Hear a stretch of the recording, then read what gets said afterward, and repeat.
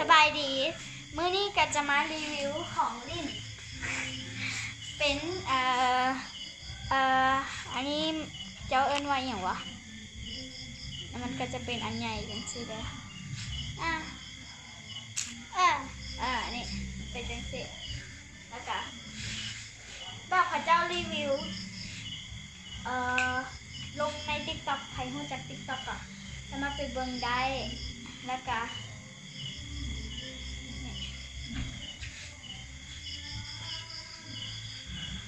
พระเจ้าเอิ้นว่าอีหยังก่อนนน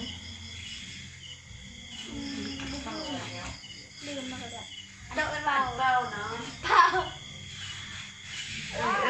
ควายนี่มันก็จะเป็นแบบอันนี้น้ำยาตอนที่1มันเบิดแล้วก็จะเข้าไปเอาอันสไลม์มาผสมอีกเทื่อนึงเนาะแล้วก็ตอนนี้มันเปื้อนเหือนแล้วสไลม์ไปป่นผสมกับน้ำอีกเทื่อนึงถ้าไผใส่แฟบก็จะเข้มข้นกว่านี้แล้วก็จะเป็นฟอสหลายกว่านี้เพราะว่าเฮาบ่มีแฟบมีแต่สไลด์เวลาสักเครื่องก็บ่ต้องถามเนาะเพราะมันสำหรับวันนี้ก็ขอตัวลาไปก่อน ฟ้าวยังรีวิวบ่แล้วเถอะนนแล้วก็อันนี้มันก็จะเป็นสีส้มของไผเคยลิ้นแดแล้วก็คอมเมนต์บอกกันได้เด้อ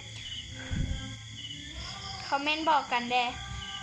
แล้วบอนี่ไผเลือกเป็นโตตุ๊กตาอีหยังหรือว่าบ่มี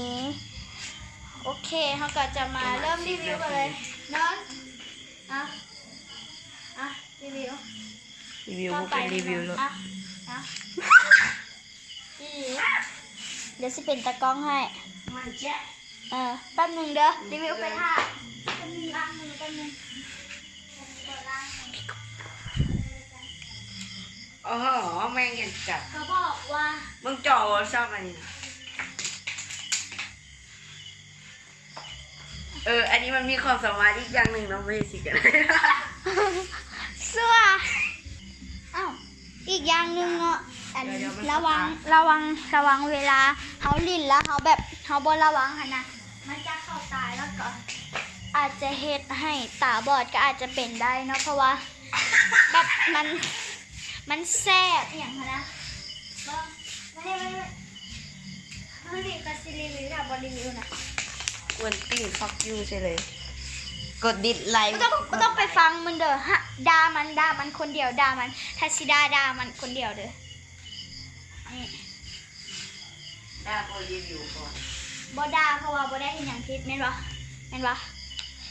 เพราะคำยากไผว่าคำยากจักโดนตีนเหมาะถ้าคลิปนี้ฮอดประมาณ20ไลค์ละสิกระทืบมันให้เบิ่งแล้วสิกระทืบมันให้เบิ่งถ้าเบิ่งเด้อโอเคมื้อนี้ก็พอซ้ำนี้ก็อย่าลืมไปติดตาม TikTok เฮาจะทิ้งลิงก์